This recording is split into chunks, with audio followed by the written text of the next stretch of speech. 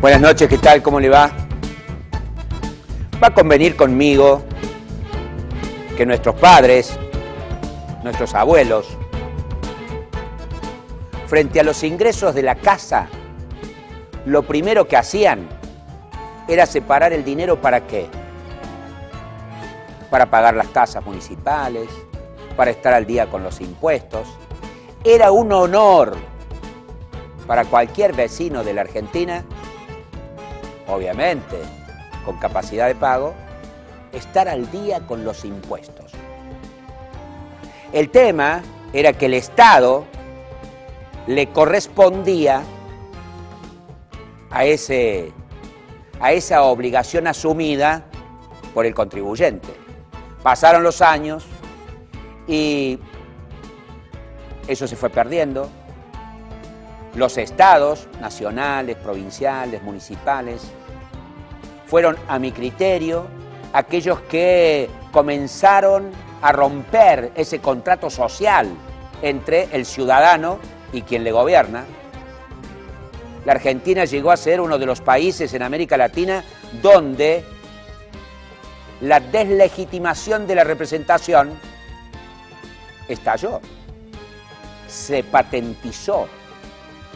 Por lo tanto, ¿se acuerda? Sí, estoy hablando del 2001. ¿Por qué? Porque la Constitución Nacional dice que los argentinos somos gobernados o gobernamos por intermedio de nuestros representantes. Por lo tanto, delegamos en ellos el manejo del Estado, de la cosa pública, de la administración. Ahora, cuando no es correspondida esa delegación, se rompe. Pero además, Argentina, entre otras cosas, tiene históricamente una larga lucha de puja en la distribución de lo que tenemos. Los que tienen y mucho quieren más. Los que no tienen nada quieren ingresar.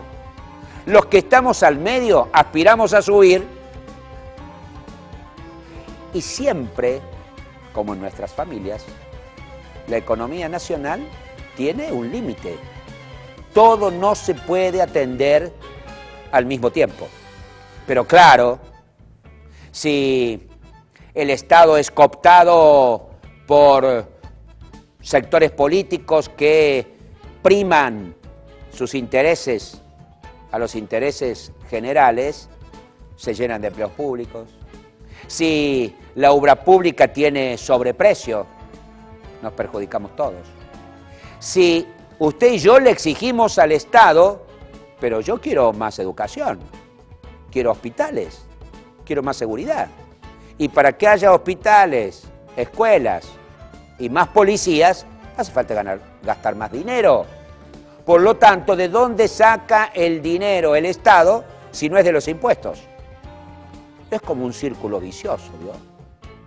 ¿Cómo transformar este círculo vicioso en un círculo virtuoso? Esto es, en los países normales, todos deberíamos pagar nuestras obligaciones tributarias, debería el Estado hacer una fuertísima lucha contra la evasión y al mismo tiempo premiar a los que están al día, a los que como mis viejos o mis abuelos se enorgullecían porque pagaban en tiempo y forma sus tasas municipales y sus tributos provinciales y nacionales.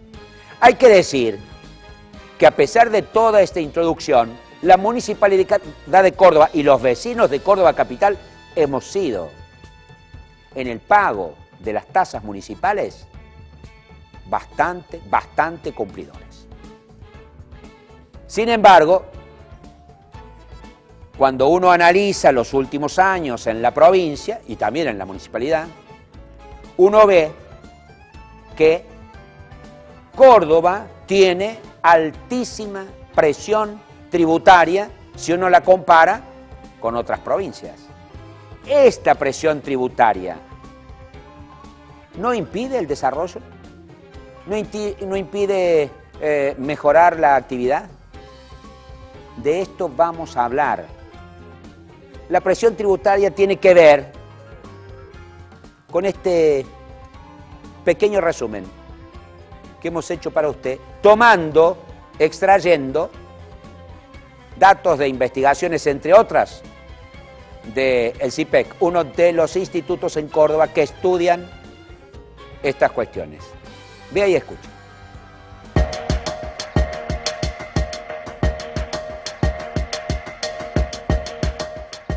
La presión fiscal mide la carga impositiva que pagan empresas y familias, como el porcentaje de la producción de bienes y servicios elaborados en un determinado año que se lleva el Estado vía impuestos y tasas.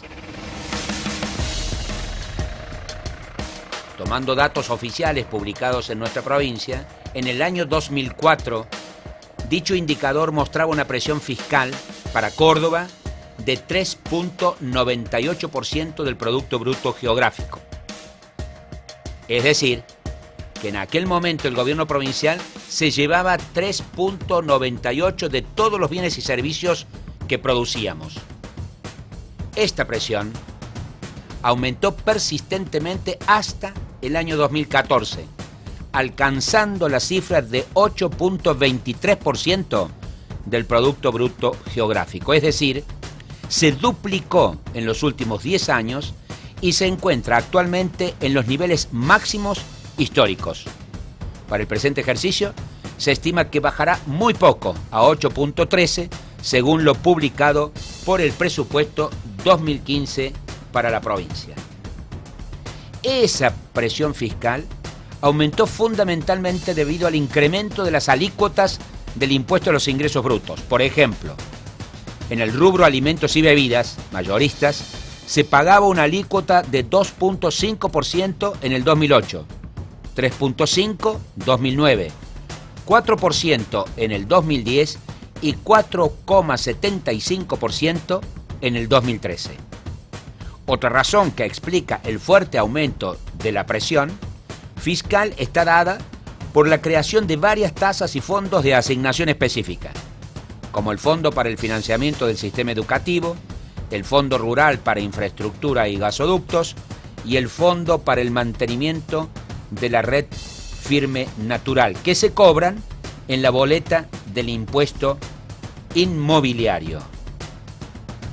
Si a esto agregamos la creación y el incremento de la tasa vial, por ejemplo, más del 37% en el 2015, tenemos real dimensión de lo que los cordobeses pagamos como impuestos y tasas en la provincia.